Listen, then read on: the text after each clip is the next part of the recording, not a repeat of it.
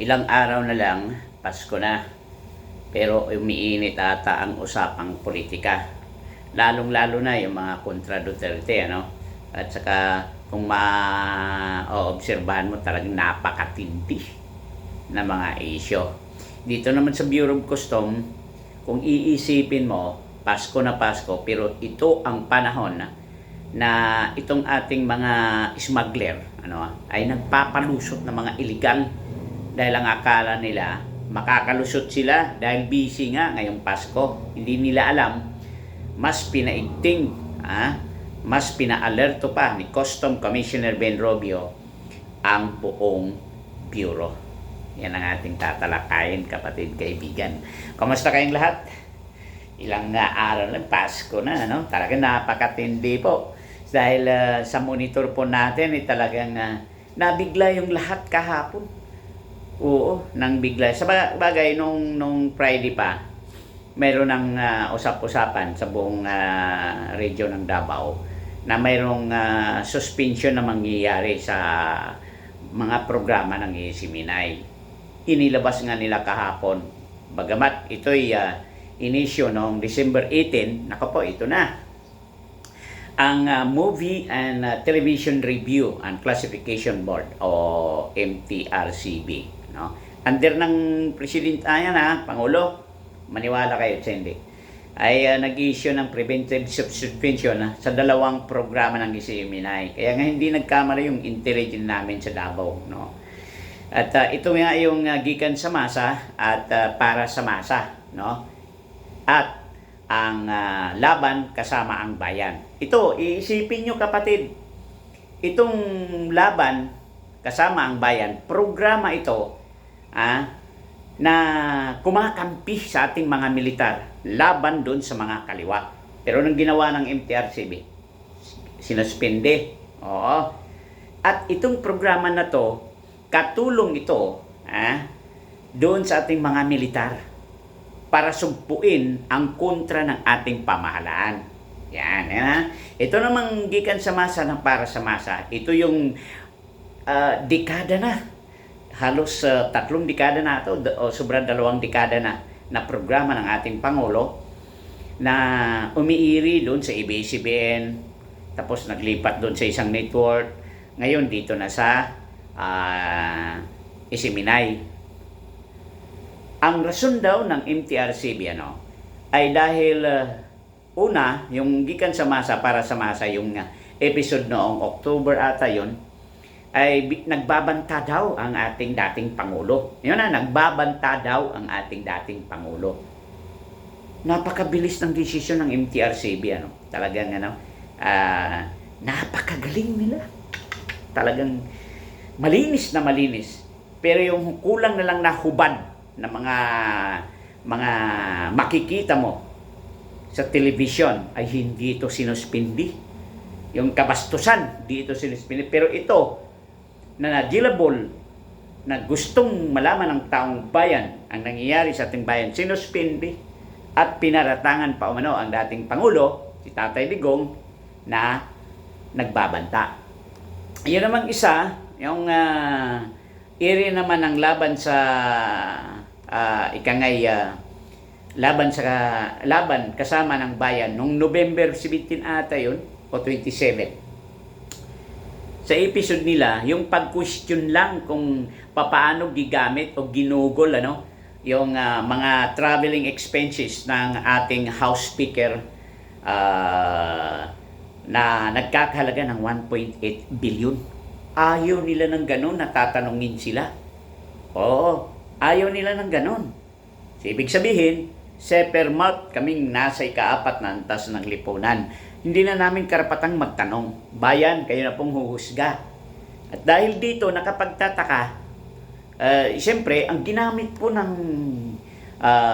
MTRCB ay yung batas na naaayon sa Presidential Decree. Ito, andun nga ng Presidente, Presidential Decree number 1986. Implementing Rule and Regulation Governing Broadcasting Content. Ito yung kanilang binabasihan.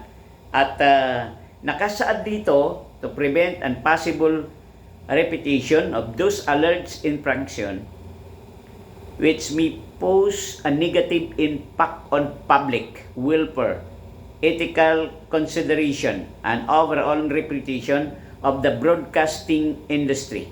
The board determined the need to preventive suspension the subject program by virtue of the Section 3, Chapter 8 of the IRR of the Presidential Decree 1986. Yan ang comment ng board.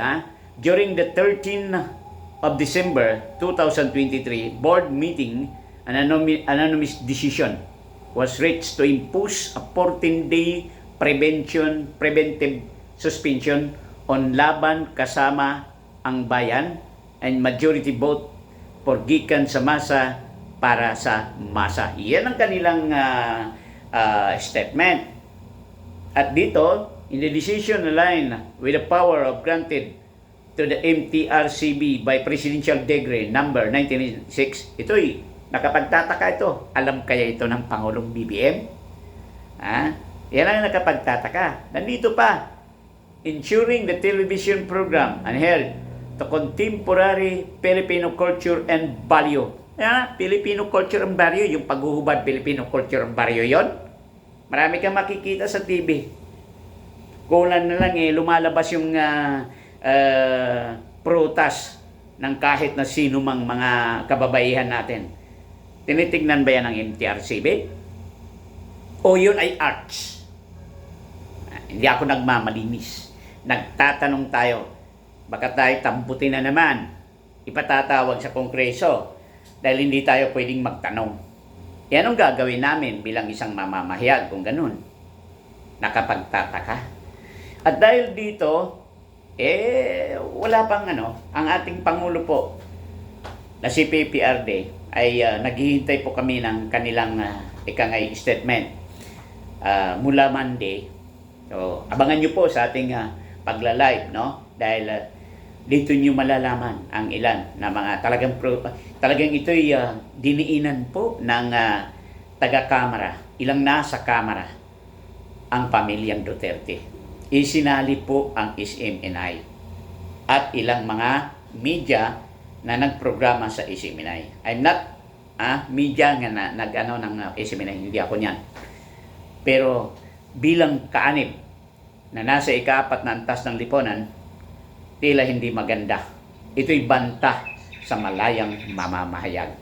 Kung matatandaan nyo kapatid, noon pa, talagang yung mga black propaganda na ginagawa po ng ating mga ikangay nasa kabila na gustong kontrahin ang mga Duterte. At dito, malalaman nyo kung bakit. Yung Makabayan Black ay talagang naknak ng naknak, chat-chat ng chat-chat.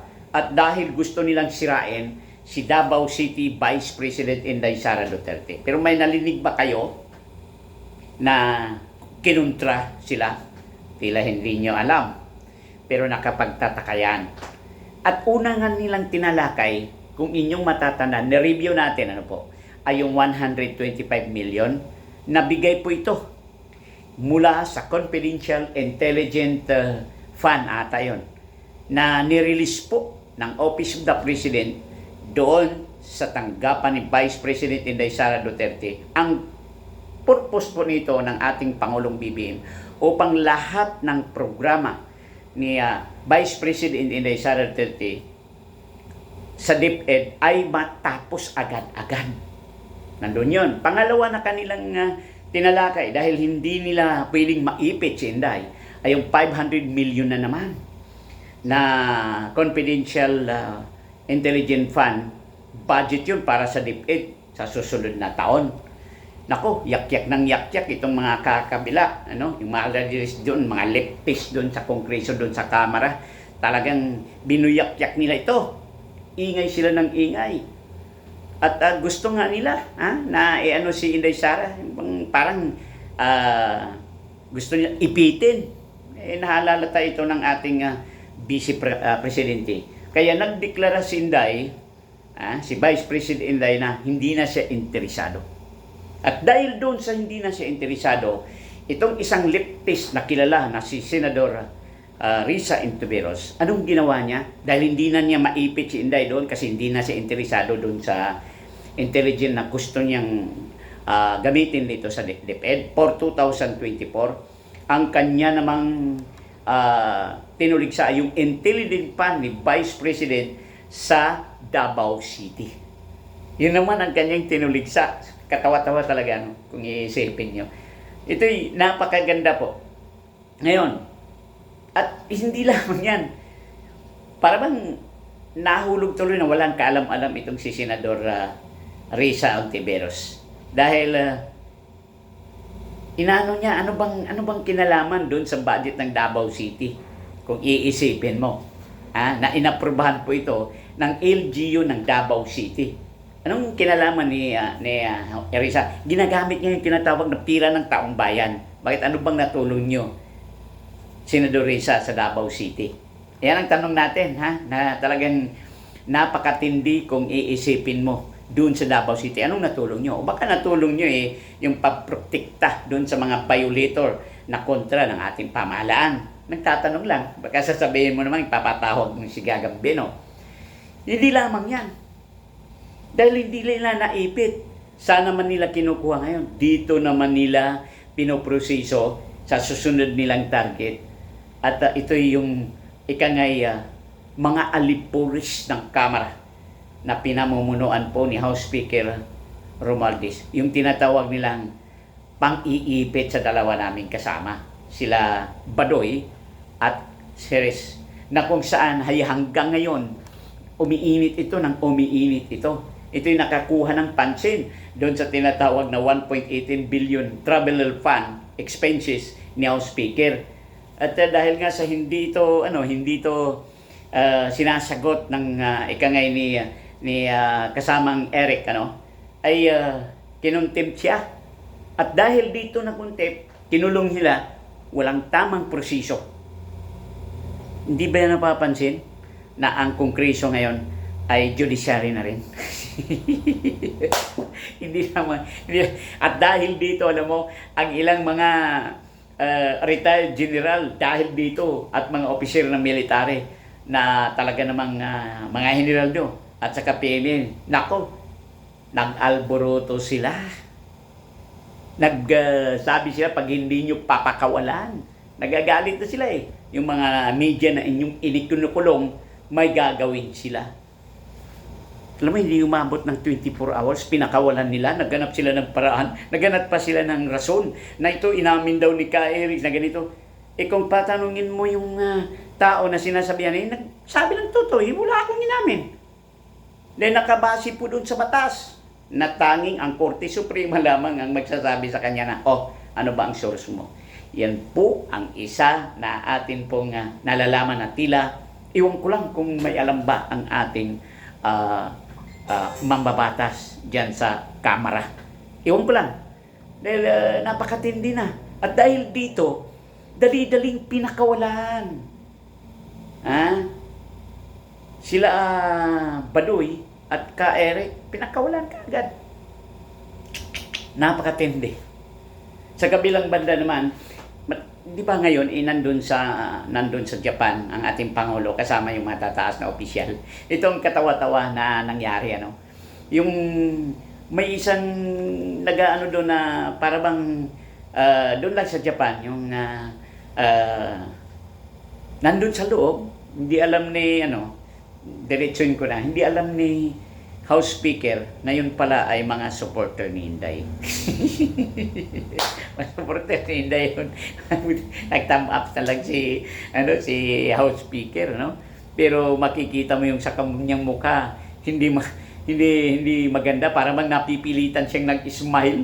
Sa magkatuwid, kapatid, kaibigan, sa lahat ng ginagawa po ng kontra Duterte, ay hindi po ito natitinag ang taong bayan. Kaya doon sa survey na ginawa po ng Publicus Asia, naku, maniwala kayo sa survey, ang approval rating po ng ating Vice Presidente tumaas. 59%. Samantalang ating Pangulong BBM, 58%. Si Romualdez naman nasa 36%. Si Justice naman Gismundo 37%. At itong si Mig Zubiri 47%. Kayo na bayan ang manghusga sa kanilang ginagawa. At sa trust rating naman, nakakuha po ang ating Pangulo ng 53%. At ang ating 53% ang ating Vice Pangulo. At ang pangalawang Pangulo ay 48%. Si House Speaker 25% lang. Si Gismundo naman 28%, mas mataas pa si Gismundo sa Supreme Court. At si Migs naman 48%, mas mataas pa si Migs O, di ba? Ano ang masasabi niyo ngayon, kabayan? Kadua na kamata kapuna karonda. Hindi ko po pinasabing mapapahiya. Ang atin po ay gusto nating paliwanag. Kaya nga kami, ako, 10 ng aking mga kasamahan, nagtatanong tayo, banta nga ba ito sa malayang pamamahayag? Hindi na ba niyo gustong tanungin? Wala na ba kayong paraan para hanapan ng paraan? Baka maibalik yung panahon ni Pangulong Marcos na tila ba iniipit ang media noon.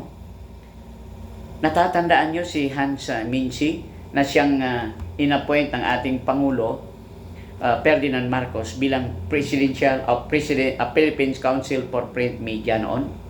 Siya din may-ari ng Manila Bulletin noon No? Hanggang ngayon ata, di ba? Mas mabuti magtatanong tayo kung totoo o hindi. Alam niyo ba, sa ating karanasan, ating nalalaman, mas grabe noon, iipitin ka, babadtaan ka pa noon. Pero ngayon, tila ata, nasisilip natin, yun ang gusto ata ng nasa kamara. Papayag ba si BBM nito? Yan ang ating tanong. Mr. President, nasa inyo po. Hindi po kami nagsasabi ng patapos. Ang atin po, kami po na nasa ika-4 ng taas ng lipunan, katulong nyo po sa pagpapaalam sa taong bayan. Hindi po kami ang inyong kalaban. Hindi po kami ang sumisira. Yung nasa paligid nyo po, mahal na Pangulo. Ito ang inyong lingkod, Bobby Aka Gagambino, nagsasabi niyong magandang araw at advance Merry Christmas sa inyong lahat.